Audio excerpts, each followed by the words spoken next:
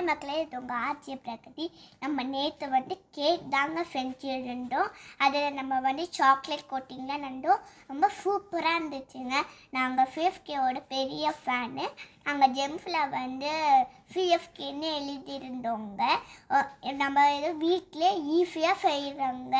உங்களுக்கும் இந்த கேக் பிடிச்சிருந்தா நீங்களும் வீட்டில் செஞ்சு பாருங்கங்க.